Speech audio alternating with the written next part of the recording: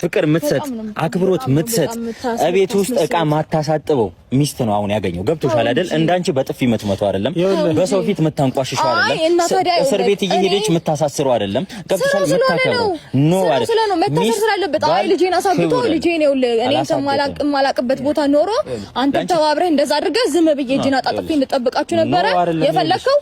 ስለሚገባችሁ ነው እንደዛ ያደረኩት። ምታከብረውና ምታፈቅረው ክብር ያለበት ቦታ ነው። ስማኝ አንተ አሁን ዝም ነው ማለት ነው አቤል። ማክበር ኖ እኔ እና እሷ እያወራን ይሄ ያንተ ጉዳይ አይደለም። አንተ የምታወራው ነገር ልክ ሊኖር ይገባል።